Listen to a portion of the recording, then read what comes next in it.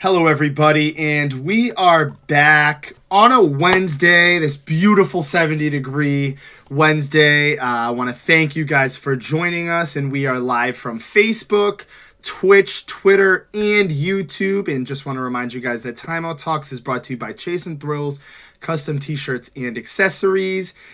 Also sponsored by the Ice Shaker and sponsored by Make It Mac. We are off and rolling here. One day pushed back for you guys, but hey, we're here to make it up for you guys with a lot of different stuff. We've got the UFC 288 that we will be recapping. We've got the Celtics, who are unfortunately on the brink of elimination. We will kick the show off with that. We're going to get a little bit more into the NBA and NHL playoffs again. Give you guys a quick little preview and some predictions, some, takes from me and Ben. I got a take that I want to get to, a bold take that I am just pumped up on. I finally hit on something, so we'll get to that a little bit later. Also, are the Red Sox legit? Got a bunch of people asking me that. We will get to that. And yeah, so stay tuned for that. But however, we're going to kick things off on a damper note. Seems to me like the Celtics are following under the Bruins' footsteps. What is going on, Ben? I'm just going to leave it right at you. What's going on? Yeah, Josh, I'm not too sure right now. That was a flat performance last night. I wasn't expecting that at all at home. They just looked like they didn't want to be there. This is all, let's say, it's stemming from that Nolan's timeout call in the last couple plays, from Joel Mazzulla in the previous game 4 in Philly. But after some of these questionable calls from Mazzulla, I don't know. This team's just not playing. Not playing up to what they've been playing their standards all year. I don't know where Al Horford went. Al Horford is missing 0 for 7 last game. I know there was an air ball that was contested, but it was just a bad shot. He was just not feeling it. So. I mean, Jaylen Brown, listen, I know people are going after Jaylen Brown too. Listen, I'm looking at Tatum a little more. I know I'm a little more Brown supporter, over Tatum, but I mean, everyone's coming after him, and I get the same thing for Tatum. Tatum's pretty mellow right now, laid back, and, just not have that game 4 performance wasn't there. I know he bounced back, game 5, but, the points doesn't really match up to the performance. I got a couple steals, and he just lost a couple key possessions for us. So, Josh, I don't know. This team is just not playing well, or like they've been playing all season right now. Joel Embiid's taking advantage of it. Joel Embiid's playing like the MVP. Yeah, he was all year. So we got to figure that out. And James Harden's turned back the clock in some of these games. Didn't think we'd be seeing it too much, but I mean, that's the last performance was great from him. Josh, it's just, I don't know. I haven't seen this from the Celtics team in a couple of years when they were 500. So I think that performance just fell flat. There's just a lot of question marks. I mean, just looking at the box score alone, it's just Jason Tatum, Jaylen Brown, and Marcus Smart. But Actually, I'm going to get to that in a second. I just want to put all the food out on the table and just see what is eaten. But, and then you look at the 76ers, they're getting key contributions from Tyrese Maxey, House, Daniel House Jr., the undrafted player, is balling. Yeah. You've got DeAnthony Melton coming in off the bench, putting in some huge defensive minutes. PJ Tucker is being what Grant Williams, or what Jerry and them say Grant Williams is. PJ Tucker has been phenomenal defensively. I know the points and the stats, and I get on Grant Williams for that, but at least you can play one of these guys. Bless you there, Ben. You've got Tobias Harris, who's just average. That's all he has to be. Joel Embiid speaks for himself. He's been great. James Harden, as you've mentioned, just doing his thing, hitting big shots, taking the pressure off of the 76ers. In moments when you thought the Celtics were going to respond last night, okay, they're building up a run here. The 76ers, whether it's Tyrese Maxey, Joel Embiid with a quick little fadeaway, James Harden, any one of those guys, just put their foot right on the Celtics' throats again, ended those runs. The 76ers are really, it seems like they're taking this personal, Ben. There's only so much they can get beaten up by the Celtics. the Celtics aren't playing to their level. The first 4 games you look at, you can arguably say that the Celtics were the better team. However, last night, that just wasn't the case.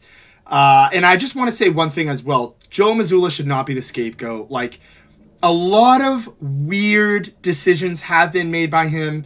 A lot of people saying, oh, he hasn't been playing Grant as much, or why go away from Sam Hauser because there just hasn't been offensive spark plugs off the bench. So, why not lean to the bench a little bit more? The timeouts, he's not using the timeouts effectively. He's got 2 in his pocket for that overtime game, yet he doesn't call a play or run anything towards the end of that overtime game in game 4. So there's a lot of questionable calls on Joe Mazzulla and the coaching staff. But to be completely honest with you, Ben, it's all in front of us here for the Celtics. I mean, we can't help their poor shooting performances. They live and die by the 3. That's not working out. There's just so many different question marks. And when I watch this team, it seems like there's no leader. There's no, I don't even know. I was talking with James this morning, and he made a really good point. He said, it just seems to me, and this was key quote here, key words from James, was, it seems to me more and more that Jason Tatum is cementing himself as Carmelo Anthony 2.0. And I couldn't agree with you anymore. And one of the main points that I wanted to come on here in the show and talk about, and I'm honestly just so glad that we're having the show on Wednesday after that game, was the point you got to, and I'm really glad you got to it, was Jason Tatum. 36 points. You're looking at the stat sheet, you're saying 36 points. He had a couple good shots last night. What else did he do? 10 rebounds, 5 assists, and you're like, dude, what the hell are these guys talking about? Jason Tatum was great. Not whatsoever. In my opinion, I don't think so. Just a lot of terrible shots. His field goal percentage wasn't great. And again, I feel like all series and playoffs, arguably, we haven't seen that Jason Tatum that we saw last year in the Milwaukee series. Nobody on the Celtics has been efficient, really, in this series. It's kind of just been sloppy play, a lot of inconsistency. And Ben, they've got a lot to address because right now they're on the brink of elimination. They're down 3-2. And guess what? You're going into one of the most hostile environments in all of sports, and that's Philadelphia, down 3-2 with Joel Embiid, the MVP, 2022 going into 2023 MVP. They've got a whole crap ton of momentum, Ben, and they're going to throw everything they can at the wall to just see what the Celtics can take. Right now, it's not looking good for Boston. Yeah, got to sadly agree on that one, Josh. It's a little tough. And just a couple to your points, great mention of Tobias Harris. Tobias Harris really stepping up and just, emphasize that point of just the role players just play better than our role players. I'm not saying Tobias, we already mentioned those other ones. And Tobias obviously is a little more than a role player, but no disrespect to him. I know some people get a little disrespectful to him. I know he's a little signed. His contract's a little more than a role player would merit. But I mean, he's taking advantage of that Brogdon matchup, and that's just huge for them. Brogdon's been a key for us in this playoff so far, and Harris really exposed his size in that matchup last night, and we saw that in full effect. So they're starting to win some of these key matchups that they need to. So it was a great point by Tobias right there. I mean, it's just, I just don't like seeing him score on us. It's just always rough. And like I said, I mean, Tatum just, I don't know. It's an empty 30 point for me. It's just really it's marred by turnovers, a couple of key turnovers down the stretch. And it's just, this team just missing something right now. And Rob Williams just, I know a lot of people call for him to get a little better on the offensive end and everything. And it's just like, going back to your point, Jimmy was calling after everybody. He was calling out the head coach. He was calling out Jaylen Brown. I still want to keep Brown. Jimmy said he might be done with these guys. Yeah, he might be done with them. Listen, I'm a little more lenient to Jaylen. Maybe I might be a little more different than Josh on Mazzulla.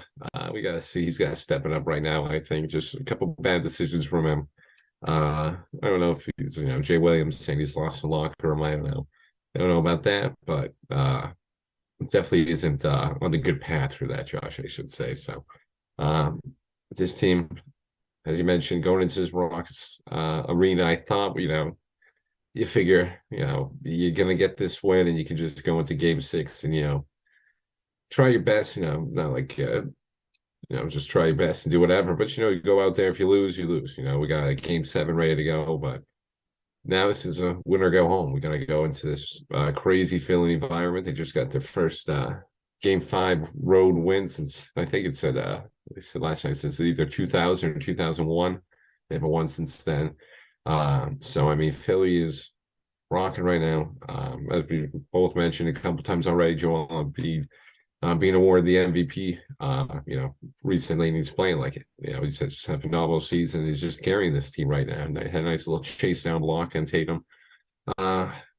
Yes, actually, Jalen, I should say. And he's just clicking right now. Had a key 3-pointer down the stretch. So it's gonna be tough, Josh. But I'll still take the Celtics. I'm just gonna still stick with them. We gotta die with them, but we gotta start winning some of these other matchups. Derek White, so he's gotta show up. He's gotta show up. We gotta see some of these role players, Josh. I couldn't agree with you anymore.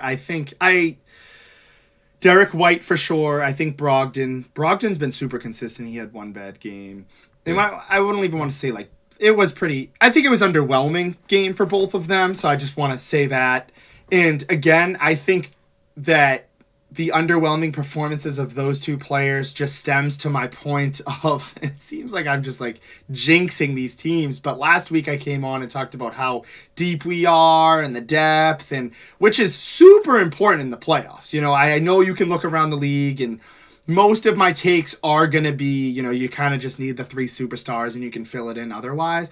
But once you get into the nitty gritty, matchups and, past the first round, we're getting into like the Eastern Conference Finals, NBA Finals. You need key contributions from everybody. And just looking at the 76ers in comparison to the Boston Celtics last game, that you were getting it from undrafted free agents. You were getting it from DeAnthony Meltons. So every single player was playing their role, whereas the Celtics not really. You mentioned Robert Williams. I don't know what's going on with him. Like, we can't stop Joel Embiid, and obviously Robert Williams is not going to, stop him, but maybe he could slow him down. He hasn't even been able to figure himself out. He hasn't been able to get onto the court at all. James makes another great point. It's been since October or December, whenever it was, when he had surgery. He's still only playing like 12 minutes a game. We're paying this guy however much millions of dollars to play more minutes, and we're in the NBA playoffs. It's just, I don't even know. Like, it's to the point where I don't know who to call on. I think Tatum and Brown can do so much. And I think you're starting to see a lot of that pressure fall on Jason Tatum and Jaylen Brown. Jaylen Brown's making some stupid plays at the end of the games. Same for Jason Tatum, missing a lot of key shots.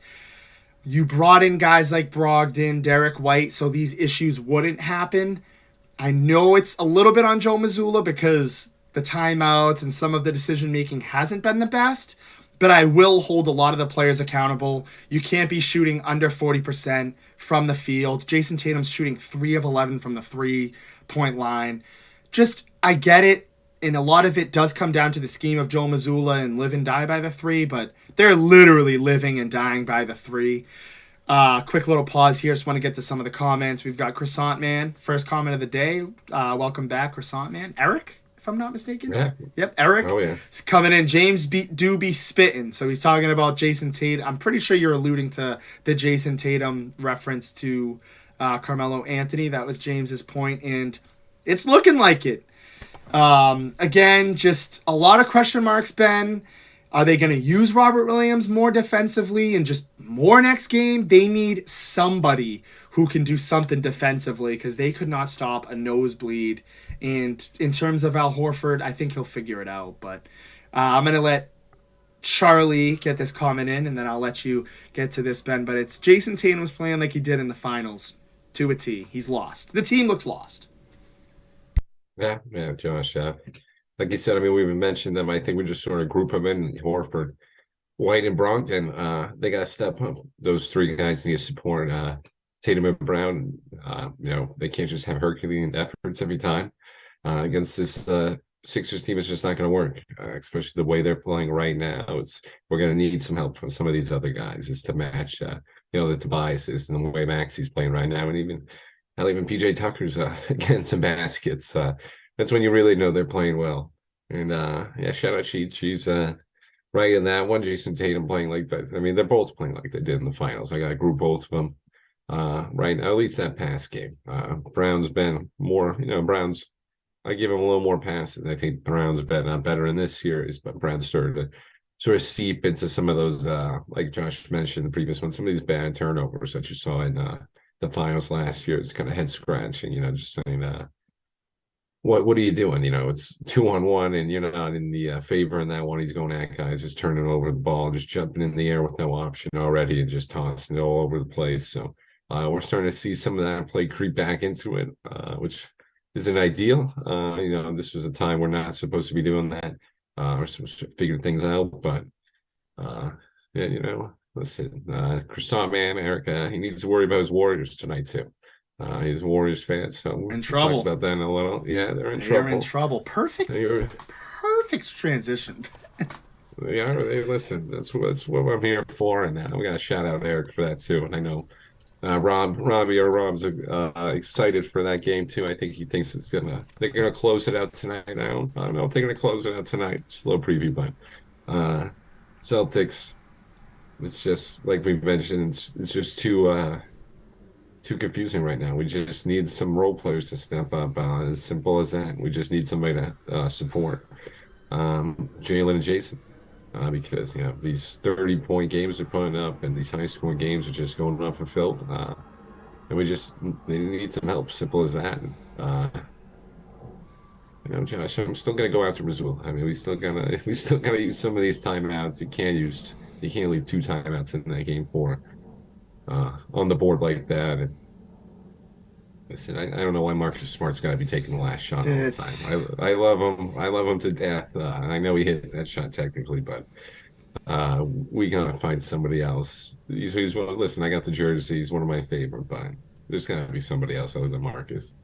And some of that's on Tatum too, like just the clock awareness. You're giving him the ball with, not much time to work with. I think the pass was like literally passed like under a second, a little bit over a second. So not much time to kind of translate it into a shot there. But he did hit it. But again, it's just, aside from that, even just in regulation, he's seen too many shots at the end. And last night I'm watching the game, he hits 2 threes early. I'm like, oh boy, he's going to be thinking he can shoot it all night. But again, they went cold, Ben. They didn't have an answer. Joel Embiid had his way.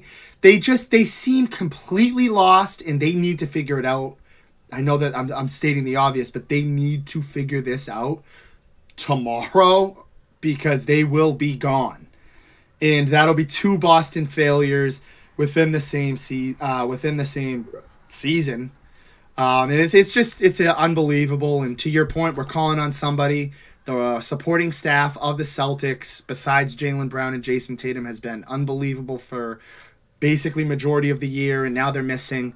My question is, let's utilize Robert Williams, Grant Williams as well. These guys are key defensive players. Let's get them out there. I don't know what we're doing.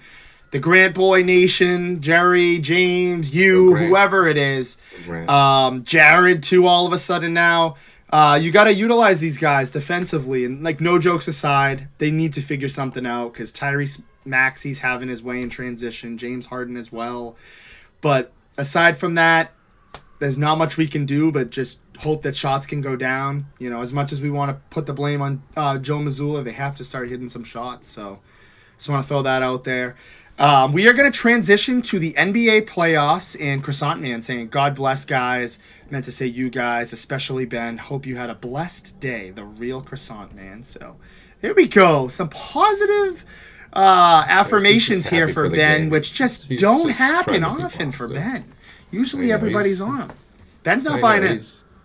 He's just excited for the game tonight. Probably he's setting it up. He's setting up that storyline, getting the revenge, the 3-1 revenge on LeBron. LeBron did it to his guys way back in the day, coming back down from 3-1. So he's pretty excited to try to start that. I don't know if they're going to be as successful as he thinks, Josh. Listen, I don't know if the Warriors are going to be able to pull that off, but I think they're going to have a good shot at it. So I think he's just a little excited at that, Josh. And I wasn't that bad with UFC this weekend. Gee, we'll get to that, but I hit one, but it was a rough one. Sorry for the Gilbert Burns pick, everybody. That was a tough one. Yeah, we will get to the UFC shortly. We've got some NBA playoffs, and guess what? I have to do it. Actually, no. We'll start with the Warriors. I agree. They are in some deep waters, and I'll say we're because I'm a huge Curry fan, and I've been getting a lot of. I started with the trash talking against Rob and the Lakers. I got to finish with it. Down 3-1, coming back home. I do think they win tonight. Yeah. And I think they're going to win the series. I do. I think this. I also want to say I think the Celtics come back and win the series. If I didn't get that one out there, want to make sure. But I think the Warriors come back. They do the reverse LeBron. I don't know. Something's got to give. I will say, last week I came on and talked about how much, they'll only go as far as Anthony Davis takes them, and he's been doing wonderful. Vanderbilt's been great defensively. Rui Hachimura's been getting in key contributions, as well as D'Angelo Russell, who's been huge for them. I like what the Lakers are doing. They're making me eat my words here, and Erin coming in Nuggets next year. She's still saying this next year thing, even though they've got a commanding 3-2 lead. They're right there. And I called that. I said the Suns were going to tie the series. They did. But I'm all over the place. I think the Warriors tie the series, and we're going to see a little bit more out of Klay Thompson tonight at home. Dub Nation, they got to get it going. Can't see the Lakers win this. I can't do it. I'd love to see the Warriors somehow choke. This would be amazing. Listen, he's already joining Warriors Nation. We gotta stick him over there. But yeah, we know where he is. Till I die.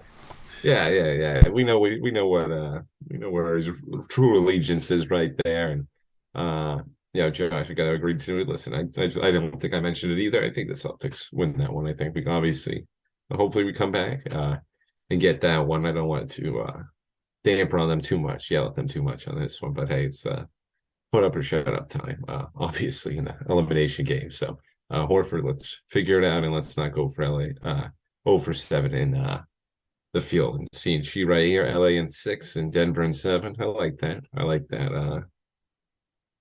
Yeah, I mean, LA is going to have to win it in 6. I think the Warriors win it tonight. Tonight's the lock for the Warriors. I mean, back home in the Bay, I saw an article, Lakers considering resting players, resting their stars in this one. Did that too for some weird reason. Yeah, I don't know what that was. I don't know why they would do that.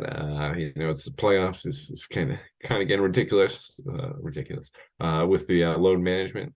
I know. Listen, like I said, it's obviously, I think they beat them by 30 last time they were in the Bay. I know it was obviously not the most favorable matchup right there. I bet it gets a little crazy, but I wouldn't bank on just that game 6 for the Lakers. I would just try to go out win it right now. But yeah, I don't want to see anybody resting any stars right now in the playoffs, Josh. I just want to put that out there. But I think the Warriors, I'm going to have to agree with Chi on this one. I think the Warriors win this one, but I think LA wraps it up at 6. I don't know. I was with Josh too. I thought the Warriors, this Lakers team just was going to find a way to sort of implode and just sort of fall apart to these Warriors. But I mean, a Steph Curry triple-double, and they still pull out a victory. So, they had that crazy game 1 victory. I didn't see it coming from them. They're just finding ways to get it done. As you mentioned, the role players, D'Angelo Russell's out there having a little just rejuvenation, his second time over in LA right now. And it's just this Lakers team I don't know, they just seem to never be out of this Warriors series. And every time I think it's a bad matchup, I think they're just going to fall apart. They don't. So I'm going to I'll take LA in 6 too. I think I don't like rooting for the Lakers, obviously, but I don't like rooting for the Warriors even more. So let's just say that. So I got the Lakers in 6 in this one, Josh. Go LeBron. Wow, everybody against me in that. Yeah, I'll say the Warriors come back and win in 7. Somehow they figure it out. moving over a little bit, I think Denver's going to win it in, I'll say 7-2. Uh, Actually, I'm going to say 6. And I'm going to say 6 for this reason. I think if this somehow does find a way to go to 7, that's really dangerous. You don't want to see Devin Booker and Kevin Durant in a Game 7 scenario, especially with the fact that Devin Booker's been unbelievable. I like that to be done next game. I think the Nuggets finally get through. I know I had the Suns tying it up, but last night's win was very convincing as well. And it seems like should be following the pattern of, oh no, the Suns would tie it up somehow, even though because I have the Warriors and Celtics doing that, that's not going to be the case. I think the Nuggets get it done. And sticking to the Eastern Conference, I think the Knicks are going to win tonight. They're going to throw everything they can at the wall here. They're at home, Madison Square Garden, playoff game here. I think you've got to expect a little bit more out of Julius Randle, a little bit more out of RJ Barrett, Obi Toppin as well, and you know what you're going to get out of Jalen Brunson. I think the Knicks eke one out here. I like the Heat to win the series, but I think that the Knicks will push it to 6 and eventually lose in 6. I got the Miami Heat in 6, but the Knicks win tonight. Yeah, as she's mentioning, Julius Randle is deflated. Yeah, that Knicks team, they're just too much. Talking about depth, I mean, that team is just, you lose Victor Oladipo and Tyler Hero, and you don't even miss a beat. We got to learn something from that Miami team. Eric Spoelstra, great coach over there. Talk about heart, Ben, for sure. Oh, yeah. Good point. Oh, yeah. And I mean, hey, Caleb, I always like seeing Kevin Love going on a nice little deep run, play key part over there for them. They're just deep at every position. Gabe Vincent, Caleb Martin going up. And there's answering everything the Knicks got. I mean, listen, the Knicks aren't a juggernaut. That they're pretty stagnant on offense, to say the least. That not the most exciting matchup either to say. Watching this sort of Knicks Heat series, offensive production is a little light in this one, but I think as Josh mentioned, we really agree with him on this one. I think much like the Warriors, I think just being at the home arena, MSG, I think the Knicks take this one. That crowd's just going to get into it. And Jimmy, I think Jimmy's going to finish him off in Game 6. The Knicks will show some heart, but I think it's just going to be a little too much for the Knicks. Some of the Knicks they just don't have any offense, Josh, really. They just can't. The great defensively, Mitchell Robinson, great rim protector. They just can't do anything on the offensive end, can't produce anything. I think the Heat are going to take advantage of that. I'll take the Nuggets in 7. I think the home team just wins in this one, each way going forward. I mean, hey, I just gotta give props to Jokic. I mean, Jokic, he's one of the best. I watched him during that 53-point performance, Josh. He's just crazy, dropped to triple doubles every other game. It's just great to see him watch some of these shots he's hitting is crazy. Just underappreciated at times as well. I know we always get into him and Embiid, and I feel like some of these guys, some of these big guys, get pushed to the side when it comes down to these, late playoff runs. And just sort of who's really the best and what, how they help other teams. But Nikola just takes this Nuggets team to a whole new level. So I'll take him in 7. So I got a little Nuggets Lakers action going on in the West, and hopefully Celtics Heat in the East. I hope you're right there. It's interesting to see as well, both Embiid, Jokic, 2 teams that just couldn't get over the hump, 2 teams led by centers are doing just fine. And I know we talked about this on the podcast. I know a lot of Jokic and Embiid, they get a lot of scrutiny because a lot of people believe, oh, you can't really win behind a center. It's just not going to work in today's basketball. They're proving a lot of people wrong, especially with the fact that the 76ers are taken down at this very moment. The NBA's probably one of their best team, the best team in the NBA, in the Celtics, arguably. A lot of people had them as one of the top teams. And then you flip to the other side, the Nuggets are taking down the Suns, who are probably one of the best teams put on paper.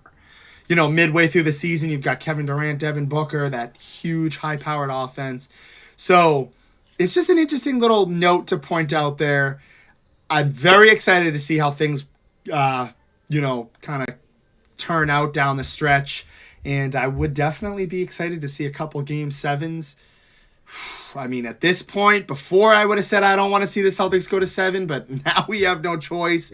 We want that. I do think it's going to happen, Ben. They know it. They somehow, like, really just, like, thrive and, like, just bask in these moments where they're, like, backs against the wall. I think we're going to see a little reminiscence of Milwaukee last year in that playoffs, where we were able to go into Milwaukee and win and then come back to Boston, or vice versa, go into Boston and then whatever. They were able to win in 7 against Milwaukee. However, we're going to switch tunes here, flip the script, and we are going to talk about the UFC, which was an event that I didn't watch too much of. I was able to a little bit of it. But Ben, kick us off. I know Aljamain Sterling was able to win. We had Gilbert Burns losing, everybody was riding the high on him, including you. Walk us through a little bit of this card, Ben, and some of your losses that Charlie was alluding to. Yeah, it was a little tough one for Gilbert Burns, hurt shoulder, and then but you just gotta give all the respect to Bilal Muhammad, taking this fight during Ramadan. He's been fasting for quite some time now. Dana just gave a title shot to both these guys under pretty tough circumstances. Obviously, what I just mentioned from Muhammad recently fighting a couple months ago against Sean Brady, and him just thinking he deserved that title shot, and them giving it to Kobe over him, and now having to have another fight that's against that title shot contention. And Gilbert Burns, it's like his third fight in 3 months. He's going crazy, and he just took the challenge right there just to replace that Oliveira Darush card. And he stepped up to the play as he always does. Anytime Dana White asks, Gilbert Burns is going to put on a show. It just didn't work out for him this time, unfortunately. I probably should have saw that coming. Bilal was just, it's just a cardio machine. Just took him. He just was headhunting, and he just, took him apart in those 5 rounds. Gilbert, went for the legs more. I would have liked to see him go a little more, try to manage some of the shots that Bilal was landing. But I think that hurt shoulder just played a big difference in it. And Jessica Andrade got knocked out, so that was pretty rough one. Pretty quick. It was a rough one for me. Corey Gracie not putting a good showing. But as you mentioned, the main card, Aljamain, I think he just proved he solidified his legacy right now. I think he's one of the best bantamweights to ever do it. And now just setting up for the Boston card. I don't know. I don't have the UFC number right off the top of my head, but I mean, Sugar Sean time now. Aljamain, this was sort of he sort of was he hadn't fought in 3 years, but he was a double champ before he retired. He was sort of the king of everything, the king of the bantamweights at that moment. They retired, took 3 years off. Aljamain sort of took that spot, beat up Dillashaw, Peter Yan, and this is sort of the last guy, last of the bantamweight giants that he hasn't beaten yet. So he crossed him off his list, and he's pretty much beat everybody now, Aljo. So I think people got to give him the respect he deserves now. It was a controversial, Peter Yan decision, the illegal knee. He was losing that fight. Then he gets awarded because of the illegal knee, but he comes back, beats Peter Yan in the rematch. So I think Aljo solidified himself right now, and I just can't wait for that Sugar Sean fight. He's beat up everybody in that division, so now Sugar Sean, new contender. I don't know what card that's going to be. I can double check that one, but that will be in Boston. So I'm pretty sure Sean O'Malley challenged him on Twitter. Yeah. No, he did like the eyes. It was like a Twitter. He came into the ring after. Yeah, he came into the ring after the fight and challenged him. Yeah, so that I think maybe Dana had a little something to do with that. He maybe nudged him and said, "Hey, let's get this little spectacle," but just trying to set up that fight. But that's gonna be the next fight. That's gonna be Aljo's next challenger. We can double check which UFC was, but I mean. So the next one, June 10th. I'm pretty sure that one's in August. Yeah, that one. That Yeah, would that one be, should so be a it'd little probably be file. like That would be a little while away. 291 Yeah, or yeah, 292. I didn't mean to cut you off, but the no, no, next one, the 289, is a decent card. It's got yeah, not bad. Charles Oliveira and Darush Yeah, in the co-main, and then you've got the double champ here, Amanda Nunes, going up against Irene Aldanana. So I'm not sure who Irene is, but hey, I yeah, know that Oliveira was. and Darush. I got Oliveira winning that one, and Nunez. Be Nunez. careful with that one, Josh. Uh oh, he Careful. doesn't like it. Darvish is my guy. He's been pretty good, but yeah, this one was supposed to be with Juliana Pena. I believe trilogy one. She just had to pull out, unfortunately. So you got Irene Aldenada. So you're not at fault, Josh, for not really knowing her. She's kind of an up and coming, up and coming fighter right now. And, just got thrown into this because of the Pena injury. So much like Burns and Muhammad, you got to take advantage of the shots you're given. If the UFC comes knocking, you got to take advantage of it and take the fight. So this is gonna be a little tough test for her. I think Nunez takes that one, but be careful. Be careful, Josh, of that Oliveira one. Darush is the real deal. You got Mike Malott on that card. You got I'm just looking right now. Chris Curtis. It's a decent card spread out through. It's going to be an entertaining one, but you know, you got Jolton Almeida this upcoming Saturday. Nice little fight night if anybody wants to see it. Jolton Almeida, pretty big prospect right now. Hopefully he can beat up. I don't know how to pronounce his name, Jarzinho.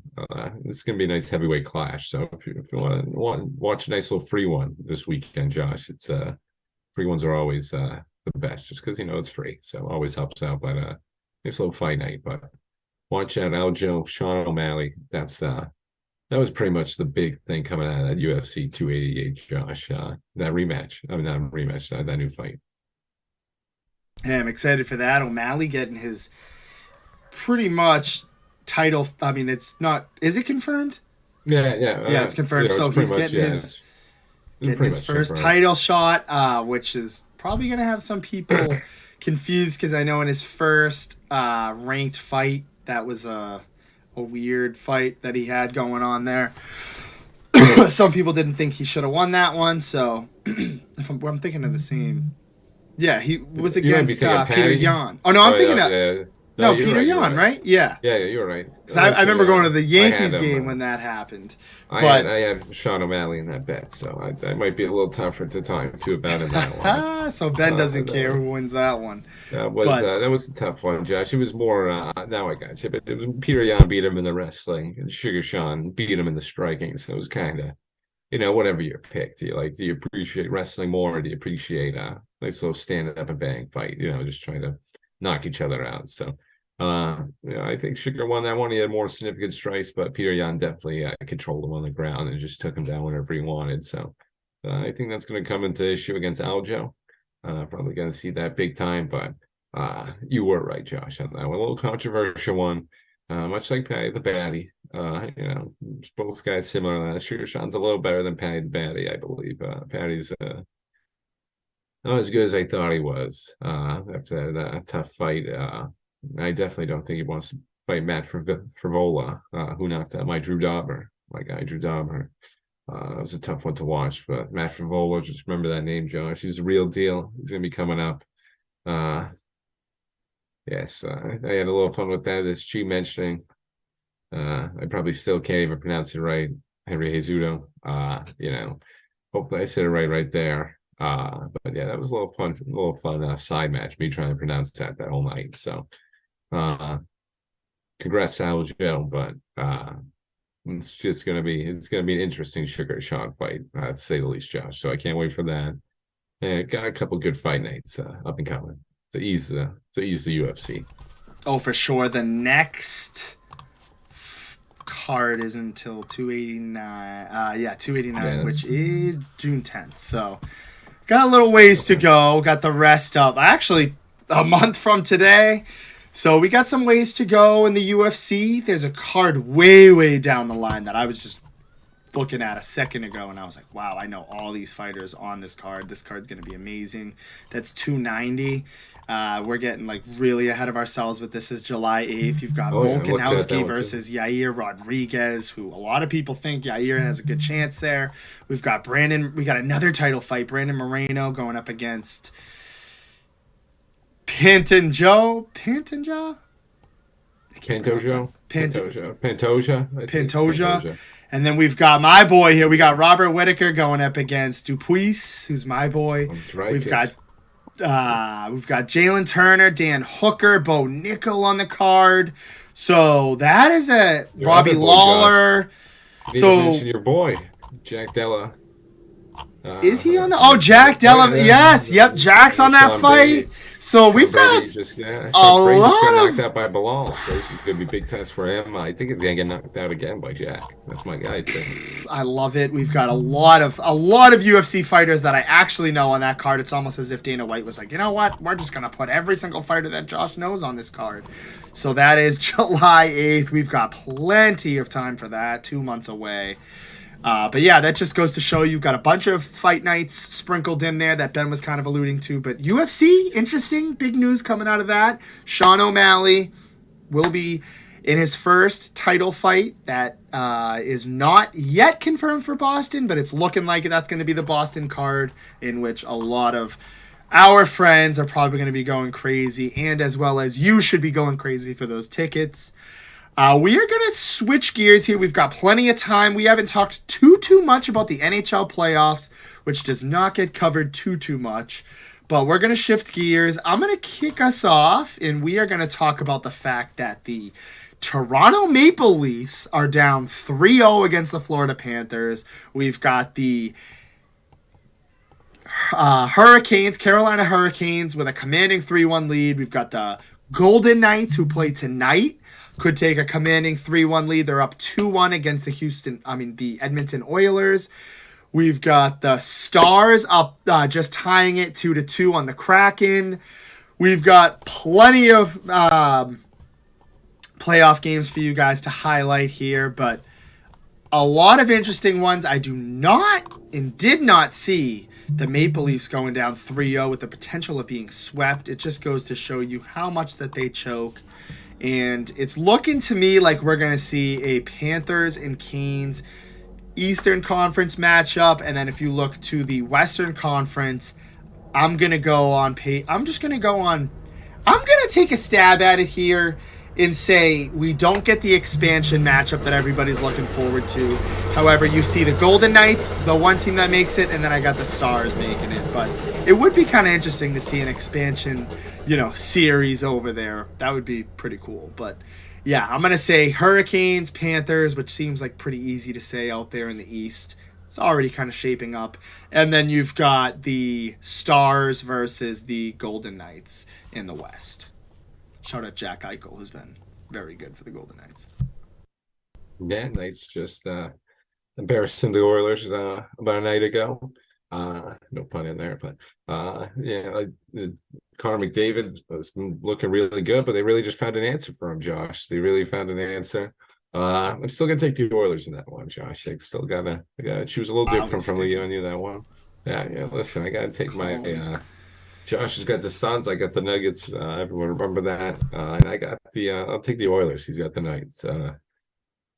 Very funny from Collins saying Bruins in 6. Hurts Collins. Still too soon. Yeah, he's I'll let it pass because he's a self-proclaimed hockey guy. But he's got the Kraken, Oilers, Hurricanes, and Panthers. As Josh mentioned, we all could pretty much agree on the Eastern front right now. I think the Panthers commanding 3-0 lead with the Maple Leafs. I still wish we were right there against the Maple Leafs. Wish we could be in those Panthers shoes right now. But I think they're just rolling right now 0-0 at the end of the first period for the Leafs Panthers right now. But I think this team is just playing with so much confidence and momentum, and their legendary win against us. I mean, they'd be one of the best teams ever in the regular season, to say the least. So they took down the Giant. Maple Leafs people really weren't giving them any shot. They've been dogs in every single game. and they just got this fight in them, Josh, that I've seen. From the 2011 Bruins and these past Stanley Cup champions that just find a way to dig deep and pull on some of these games where you don't think they're going to win, or you don't see any possible way of them winning. Ekblad's been great to Chuck, Verhage, Barkov's found his real rhythm right now. So I mean, a team that just limped into the playoffs. Yeah, yeah. I mean, they were a talented team. I don't know what happened during the season. As we just mentioned, all of these guys. I mean, they still limped into the playoffs. So it just shows you, I think, in the NHL, it's all about getting hot at the right time. We just ran into a team that just got hot. I think the Devils and that Devils a little too young right now. Hurricanes just embarrassed them with a 5-goal second period. Devils hopped out a nice early lead last night. And yeah, just sort of blew it, say the least. And I mentioned, I think I said Oilers last night. That was 2 nights ago for the Oilers. So sorry about that. But the Devils just a little too much right now. I think too young for the moment. Hurricanes are going to take advantage at home tomorrow night. I think they ended right there. Hurricanes don't mess around at home, as we know. So we got Hurricanes, Panthers. I'll go Oilers Stars over there. I want to take the Kraken, as Josh mentioned too. As Colin mentioned, Colin's got the Kraken, but I think I'm going to stick with Josh. It's a little too. Dallas came back down to earth yesterday. Nice little comeback win, 6-3, fought off the Kraken. Kraken, as I mentioned about the Panthers, Kraken just never give up. Great to see from this expansion franchise going this far, but I think the run's got to end eventually for them. Much like the Devils, just a little young right now, but I think the Stars just talent right now. Pavelski being back, getting in the rhythm over there. Domi, Jamie Benn, Ryan Suter's good. Sagan, they got it. Our guy Sagan. Team. Yeah, Robertson. So I mean, this team's good. I like seeing that. I love seeing a Stars team. I like those jerseys over there. I always root for the Stars secretly. So I think that would just be the best matchup over there. So. Sorry to the Kraken and Devils, but I think it's just a little too much right now for them. Still sad, Josh. I'm talking NHL, and we always think back to it. Yeah, it's just a collapse. What a meltdown. I mean, we're going to have a lot to talk about next week, no matter what happens with the Celtics. So stay tuned for that.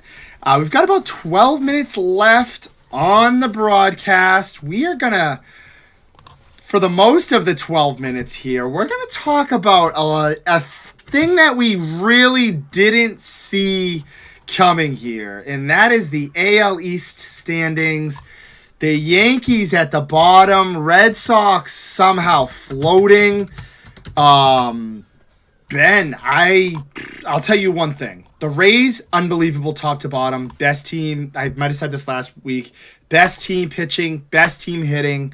Both sides of the ball, both sides of the field, they've been unbelievable. They're going to get Tyler Glasnow back. Watch out for him. Shane McClanahan, absolute stud. So from just top to bottom, the team is just filled with studs, and you just got to respect the fact that they do it on one of the lowest payrolls in all of sports. All of sports. So quick shout out to them there. And it's interesting because baseball is such a high payroll and you can get unlimited payroll. However, I digress. Yankees at the bottom of the standings, but the biggest point here, every single team is over 500 by more than 4 games, or if not 4 games. So we've got the Rays, Orioles, Red Sox, Blue Jays, Yankees, all filling out the AL East, which is the toughest and best division in baseball right now. Ben, what do you think? The moment we've been waiting for here. I gave you a little bit of, just kind of a background on the division. How legit are these Red Sox? I think we're coming back down to earth, Josh, to say the least. The Braves. Listen, I know the Braves top over in the NL East over there, 25-11. So we can give them a little slack for that 9-3 beatdown yesterday. Pavetta just 4 runs in the first. Just like I always mention, I Good hate to old be a broken Pavetta, record. Yeah, good old Pavetta, who's but been good. but it's just the pitching as always. It just always comes back to bite us, and especially a guy that, as Josh mentioned, is playing well. And it's just still uh, managed to get rocked by them. But I was surprised taking 2 out of 3 from Philly after that Blue Jays sweep. So that put me back on there. But this last game kind of grounded me again, seeing, hey, I mean, we can't just out hit everybody once we face some of these good teams that get off to these early leads and everything. We're not going to be able to amass these great comebacks and these exciting games. So I'm back down to little earth, Josh. And as you mentioned, I mean, AL East is just surging. We know about the Yankees injury concerns. They're going to pick it back up. The Blue Jays, they're streaky. Orioles are got plenty of youth over there. And David mentioned, I mean, no one's touching the Rays, as you mentioned. The Rays are just a little above and beyond right now.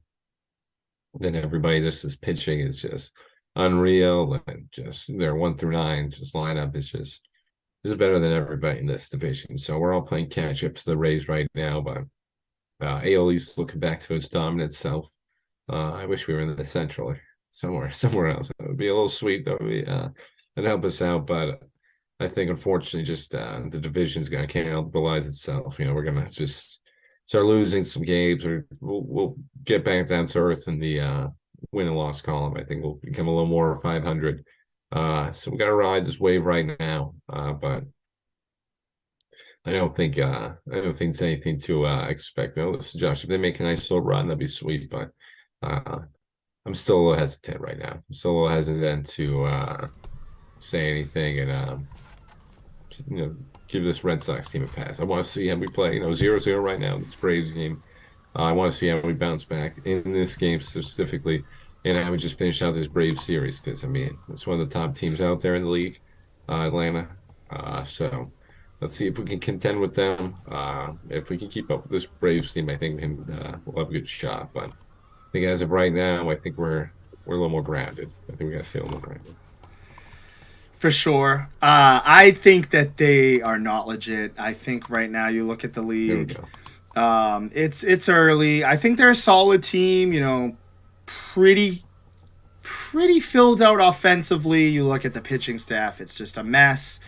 Chris Sale's good one night, then he sucks the next night. Get him out. My boy Tanner Houck's been good, and then he kind of just the wheels come falling apart after the 4th inning.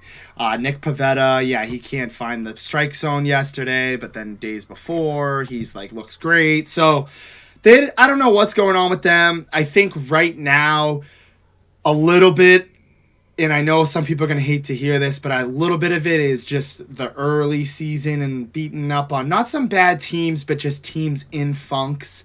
I agree with you. Finally beating the Blue Jays, that was kind of the monkey off the back for them. They weren't able to do that last year. They actually tied their season wins against the Blue Jays last year. They won 3 total games. They've already won 3 games against the Blue Jays this year. So that's a stat Red Sox fans love to hear. But in terms of how legit, I think they're pretenders. I also want to say the Orioles are pretenders as well. I know people aren't going to like where this is going, but I think it's the Blue Jays, Rays, and Yankees to win that division. The Blue Jays have to make that step, dude. It's getting to the point where it's kind of all right now, are we going to make a push here? We're all in on Vlad Guerrero, Bo Bichette, George Springer, all those guys. They've got a pretty good rotation as well, Alek Manoah. But at some point, they have to make the playoffs. They have to make that push. You've mentioned the Rays. They've been unbelievable. They're going to continue to sustain that lead in the standings. They're off to a great start. But, you flip sides here to the Red Sox. I still think, I think that they're a talented team to some degree. But once it gets into these latter halves of the year, these later months, I think it's going to catch up to them. The Yankees are going to get better. Half their team's on the IL. They've got Bader back now, who looks great. Aaron Judge just came back, so they're going to start to fill out as well. Luis Severino should be on the mend. So I expect the Red Sox to take a step back at some point. I do think that they have the ability to finish over 500, which isn't oh my God. Right now it is, because the AL's just a complete shambles right now. The Guardians don't know how, I don't know what's going on with them. They've seemed to they've regressed somehow. But again, it's the month of May. We're a little over a month into baseball and into the season with plenty of time to go. We're going all the way up until the end of September, till the playoffs happen. So just up until football season. So there's plenty of time for things to fill out. I will say one thing: Yoshida's been great. My boy Verdugo's been awesome as Oh, well. shit. But I think reality's going to strike and things will kind of come down to normal. I think this Red Sox team's a solid team, but I think this division's just too good. I also want to say the Orioles, they're young. They're gonna fall back a lot too. You look at their starting rotation; they have a bunch of solid, decent guys, but not like a prominent ace. That's gonna catch up to them as well. So, a lot of question marks, but a lot of kind of just like, wow, the AL East is on fire, which we wouldn't have assumed. But overall, I think the Yankees are doing what they have to do, and that's just stay afloat, stay within contention, wait for these guys to be rested and fully healed. That's what's going to happen. I think, shout out to Trevor, who I work with. He made a very valid point. He said, you got to assume the Yankees are going to make some trade this season to push them back onto the top. Whether it's pitching, whether it's another bat. I think they should address their pitching, whether it's bullpen or another starter, because they've got some injuries. But I don't think this Red Sox team is legit. I think, it's going to catch up to them. And I'm not being a hater. I'm just being a realist there with that. Yeah, listen, I expect no less from Josh. The Yankees fan, that's how he's got to be. So, like you said, I kind of agree. When you look at these teams, I don't really agree with the Orioles. I kind of switched that with the Blue Jays. I'm not a big believer in the Blue Jays right now. Kind of a little too streaky, but Also fair. like you mentioned, yeah, like you mentioned, I mean the Yankees just too many injuries right now. Half the team on the IR. It's just they're going to bounce back. And as you mentioned, just mentioned, there's going to be a big trade. They always do it. They got the prospects, they got the money, and they got the means. So they're always looking to make a trade right there, get some get big deal in there, pump up that team, pump up that little pride over there, get everybody interested in it. But I think right now everyone's just the AL East is just too good, and everyone's just kind of beating up on themselves, kind of except the Rays. The Rays just staying afloat, but I'm not. But still keep us. I think we'll still finish top three. Hopefully, I think we hang around that 3 or 4th spot. Yeah, I think the Yankees maybe. I don't want to say eventually take us over, but we'll see going down the line. We just gotta figure out some pitching, some a semblance of pitching, Josh. We just gotta get something out there because we're not gonna be able to hit everybody. We're gonna run into some of these better hitting teams. But I want to shout out the young guys too. We got to remember that, but we got to shout out the young guys. Valdez, Cassius. I love that. Love that name. But some of these young guys having some good games over here. So, Brand as shout out well. to youth. Yeah. So I mean, listen, you got to take it where you can find it, and just ride with that. So I think I don't know if we're too legit right now, Josh, but just figure out the pitching somebody, please. I like it. I need Brian Bayo to do good tonight. I got him in. I picked him up on Yeah, fantasy and waivers, so he's been so solid so bad. far. No runs allowed. Let me knock on wood for that. But I just want to say thank you to everybody for tuning in. The Reds. I don't think the Red Sox are legit. I've got Hurricanes and who else? Hurricanes, Panthers in the Eastern Conference, and Golden Knights, Stars. I've got Warriors coming back, Nuggets winning, Celtics come back, Miami Heat. And again, I'm going to finish it on this. The Celtics, let's go. Figure it out. Somebody else needs to step up for that team. And because if we if we don't win, we're gonna have some serious problems next week on Timeout Talks on Tuesday. So again, just want to thank everybody for tuning in, and let's go Celtics. Come on. Yeah, so always echoing that. Always appreciate everybody tuning in and commenting. Love it. Just always makes the show a little easier, makes it always funner. So appreciate everybody tuning in as always. Like Josh said, I got Panthers, Hurricanes. We'll switch it up. Josh's Dallas Stars. against the Oilers. I got over there. Miami. I'll start with the West at first. Nuggets, Lakers, and hopefully Heat, Celtics. So Celtics, well, you ended on this. Let's figure it out.